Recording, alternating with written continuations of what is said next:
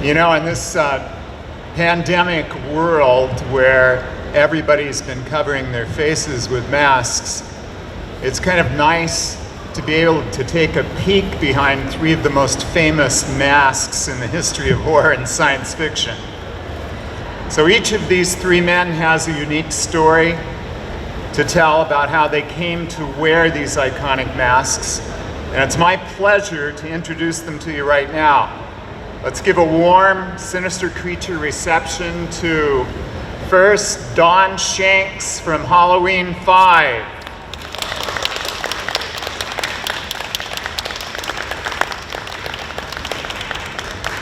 Next, we're going to welcome Bob Elmore from Texas Chainsaw Massacre 2.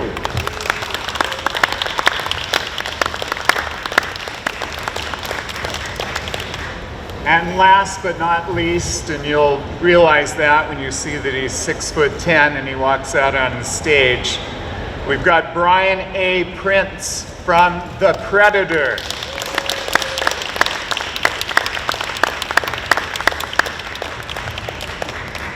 Guys, first of all, I want to say how great it is to have you here, and this really marks our return to live panels for Sinister Creature Con, and I can't think of a better group to start off and welcome everybody back with.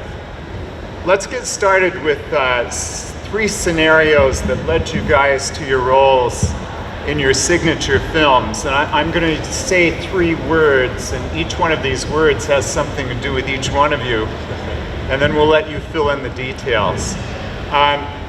The first word is parkour. That's me. The next word is chainsaw, and being able to lift a chainsaw.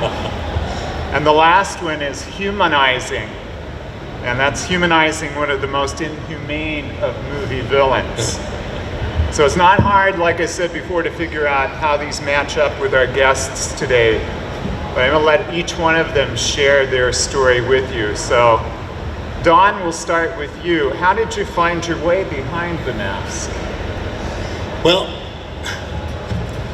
in my early days, I did a lot of theater, and we did some Greek tragedies and different things. And so I learned how to deal with the mask. We did some commedia dell'arte, and so putting the mask on, you just, as soon as you put it on, you become that character. Or at least it was for me. How did you get the role? I mean, what was the... Okay, I got the role. Don Pike was the stunt coordinator on the show, and I had known him from working on Chips and different things, and a little picture we did in Atlanta, and he called me and he said, are you available to do stunts? I go, yeah. Okay, and then he called back and he said, the director would like to meet with you.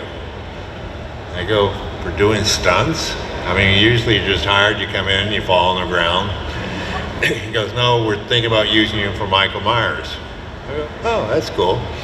So I walked in, I was talking with Dominique, and we talked over a couple of things, and he says, okay, I want to see how you can do this, right? So he says, I want you to walk like wood through water. And so I thought about it for a minute, and I go, okay. I got up and I did it. He goes, okay, perfect, you got it. That was it. Probably the easiest part I ever got. Did you have anything to do with the actual design of the mask, or? Well, Greg Nicotero from K&B, who does, all the zombies, the Living Dead, part of it was his face and part of it was mine. They because I got kind of a big head, so they had to make it a little larger. And then I had to have a little insert put in when I got my nose busted. I think that's the story we're going to get to in a few minutes. Okay. Okay, Bob, now you have a really interesting story, because if anybody who's a fan of Texas Chainsaw Massacre 2 knows that Bill Johnson is the credited actor for the role of Leatherface. But from what I understand, at least 90% of what we see on the screen is Bob Elmore. That's right. So, and I just cracked up when I read the first time the reason why you ended up with the role. I'm going to let you go ahead and tell it. Well, I'm a stuntman. That's all I've ever done. I'm not an actor. And as a stuntman, I was hired to do double an actor who was 6'2", 280 pounds. Good friend of mine, Dan Berenger, he was going to double Bill Moseley. Jimmy Steffen doubled Dennis Hopper, and Beth Newford doubled Caroline Williams. So we, as a group, went to Texas, and I never heard of Texas Chainsaw before, but I rented the original one and watched it, and was like blown away by all of it. So I said, well, this is going to be great. Well, 2 turned out to be a little different than 1, and I went. We did the bridge scene first. Had to do it twice. I broke my wrist, and then worked the show with a broken wrist the rest of the time. But we did a scene where I jump out of a tube, I hit a light, and I scare Caroline Williams, Stretch, and start chasing her down a tunnel. Well, I'm done. I go out. I get a call back that said, Bob, you need to come back to set. And I go, oh, what did I do now? I get back, and they said, well, you're going to have to do the close-ups because the actor can't lift the chainsaw. I go, what? He goes, yeah, he can't lift it. And I go, well, okay. And it's just all close-ups. You don't know who's behind the mask in the first place. You really don't. And they hired Bill Johnson because he had really buggy eyes, so you could see his eyes behind the mask. So he couldn't do that. He got sick. He didn't like how would I put this? The roughness of the character and all this, and they kept him on through the whole movie, but he did 3 close-ups in the movie, and that's all he did. And everything else in it was me. I made a lot of money because of that fact. The guy that I worked for, the stunt coordinator, made them pay me an acting contract, and then I doubled myself, so I had a stunt contract. Nice. And you combine the 2 together, and you add stunt adjustments and drive-to and meal penalties, because we never got fed on time, because we were busy all day long. And you're working 14 hours, 16 hours a day. So that combination made me very, very happy.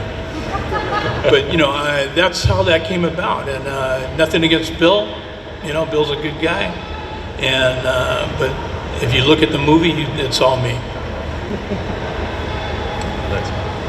Brian, you have an interesting story too. First of all, you're an elite athlete. Yeah. Thanks. And I know that attracted the producers, that attracted their attention to offer you the role, but I understand you just wanted like a free trip to LA. Yeah. So I'd done some film stunt work a couple of years before, and at the time I was living in Seattle, which is where I live now. I've been doing parkour now for about 13 years. I don't know if anyone knows what parkour is. It's a lot more popular now than it was when I started it. When I started it, we'd be like doing it, and people were like, what are you guys doing? And we're like, and then The Office happened. And the rest is history. But at the time I was doing parkour for about 8 years, and I got a phone call from the stunt coordinator, Lance Gilbert, great guy, and he didn't even introduce himself. He just immediately was like, are you really 6'10" and do parkour? And it was like 7:30 a.m. So I was like, who is this? And then he's like, oh, I'm a stunt coordinator. I was like, oh yeah, hi. How's it? When you have to like immediately wake up from a phone call.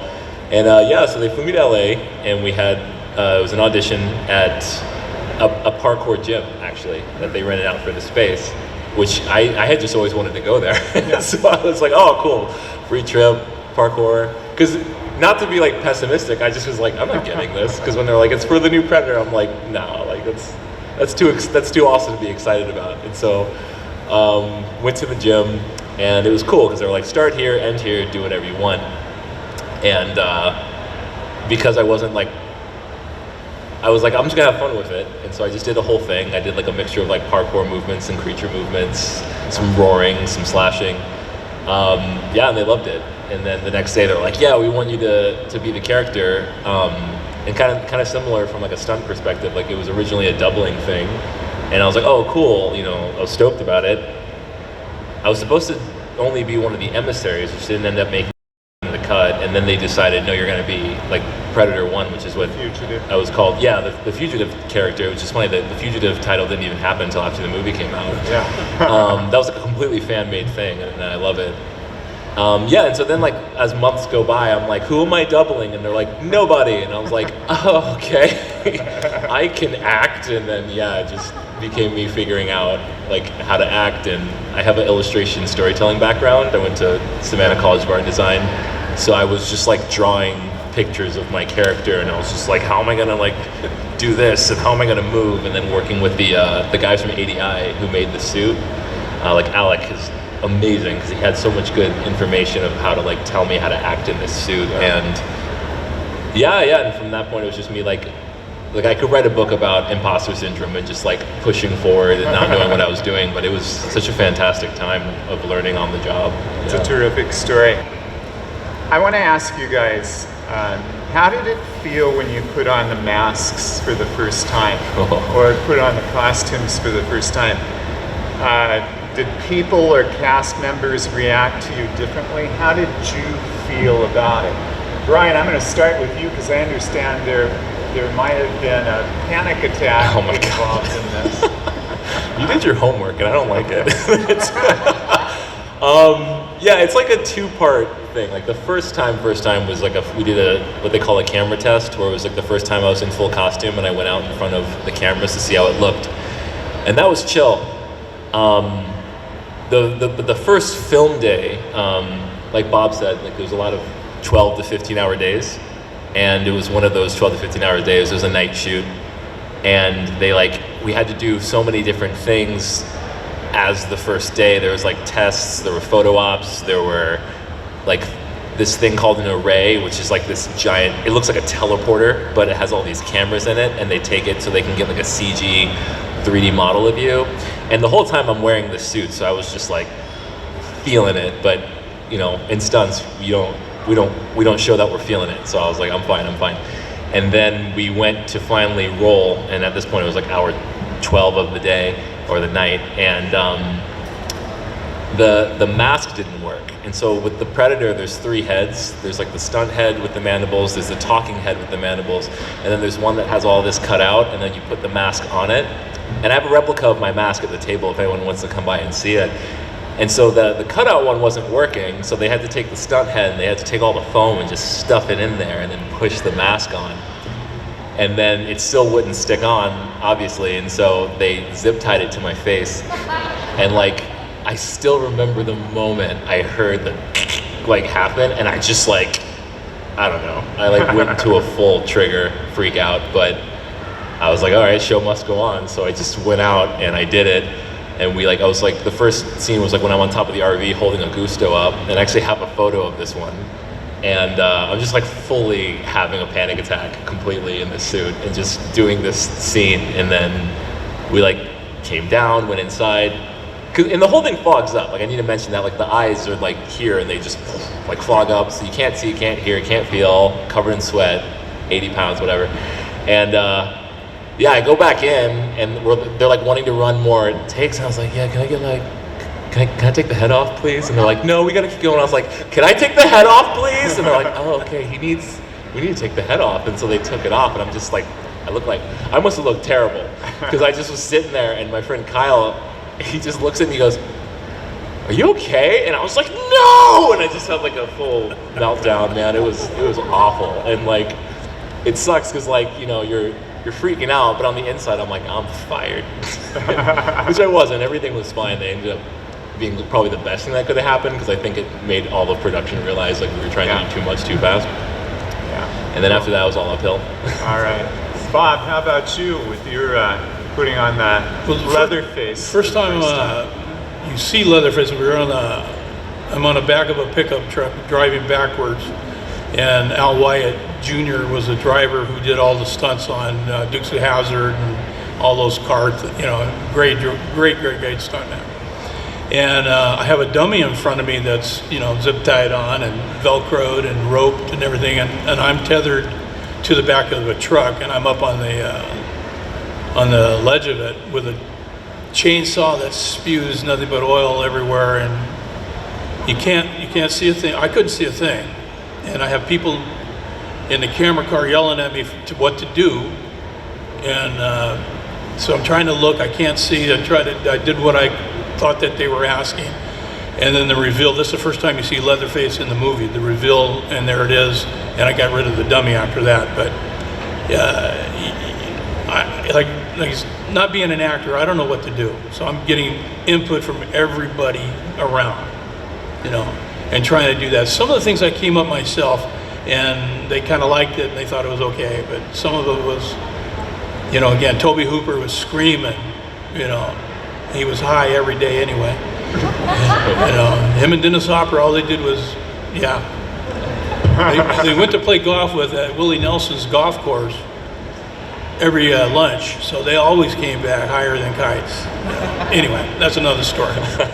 But to put on the costume, and I just wanted to be very physical is what I wanted to do that, because that's all I had to offer. Was I was big and I was quick, and that's what I brought to the table. But then everything else they wanted me to do, you got to be kidding me.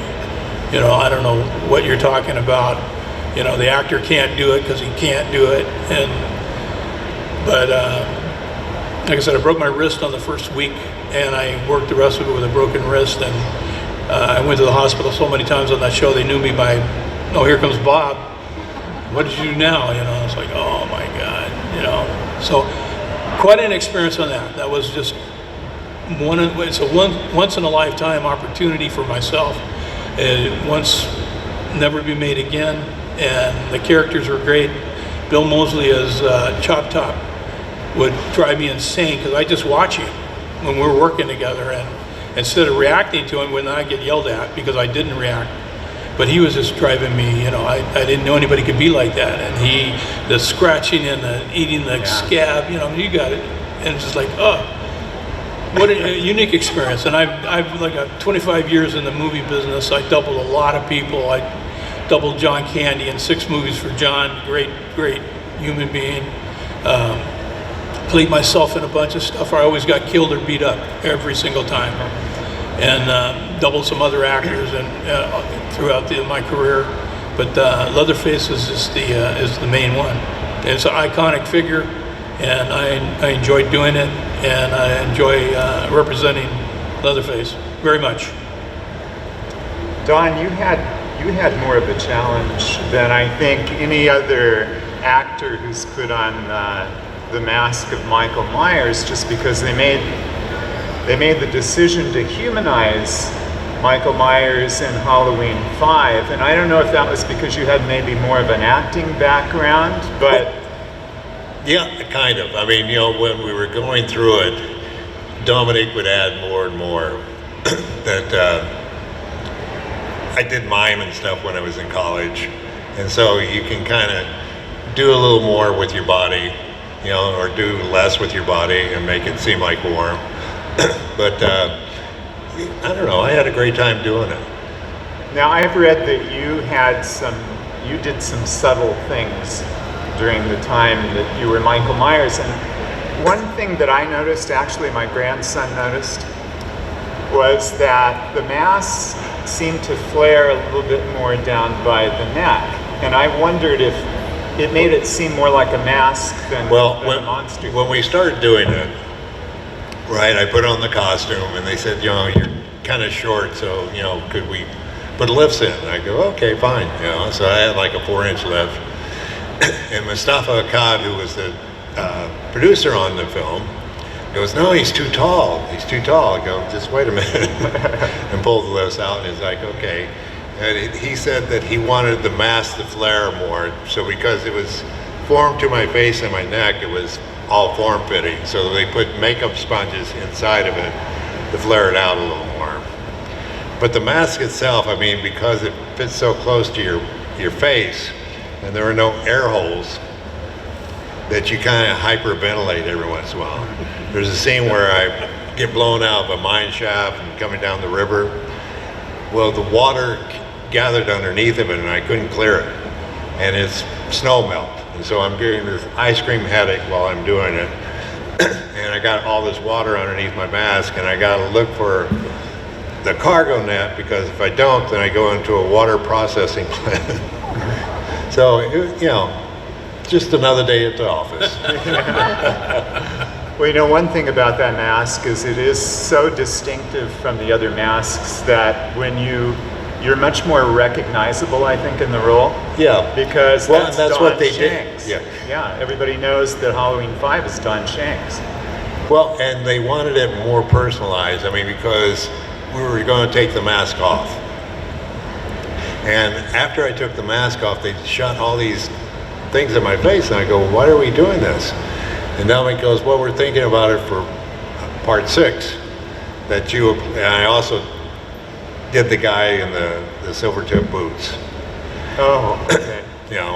And that they were going to be either twins or alter ego or whatnot, Okay. So there were scenes where I would walk out as Michael, and I'd put my left arm out so you could see the tattoo.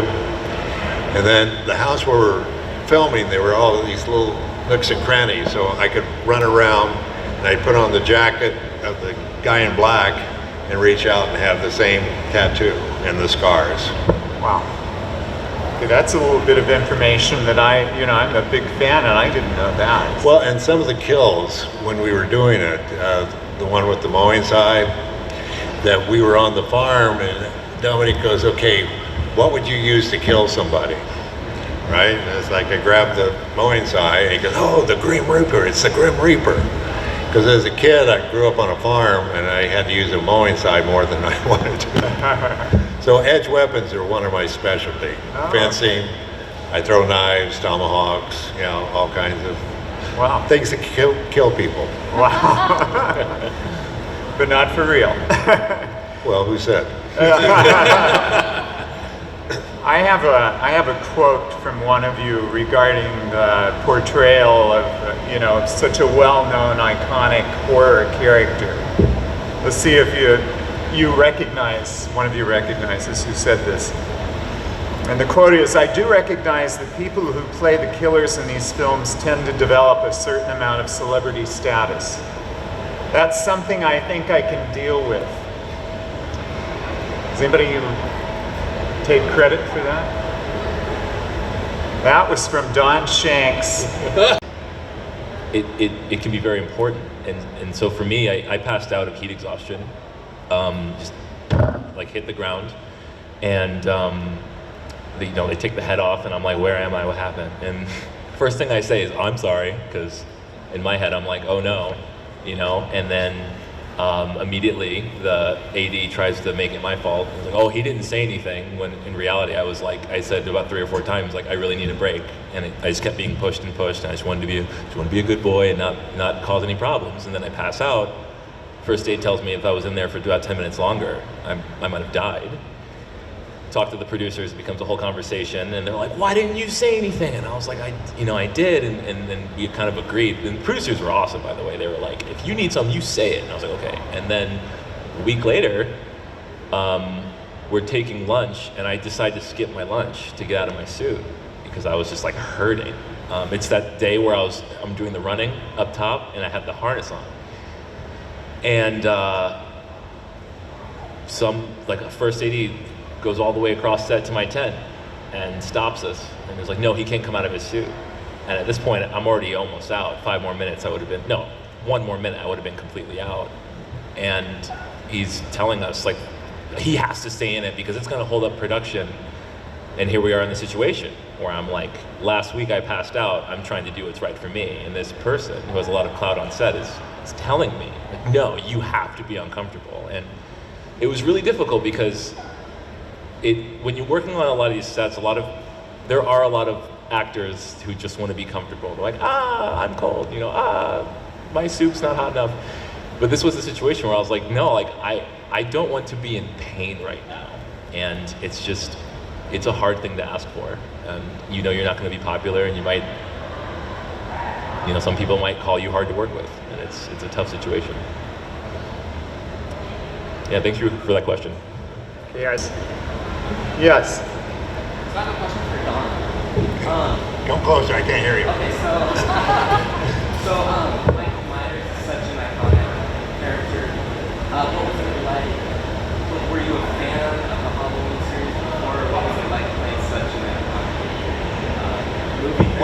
I'd only seen 1 and 2, and I asked them if they wanted me to go see part 4 because it was coming out.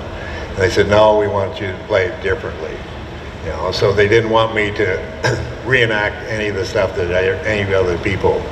But the funny thing was, we're working on a Married with Children, and Dick Warlock was on the show, who did it in part 2. What am I telling you? No, I'm sorry. No.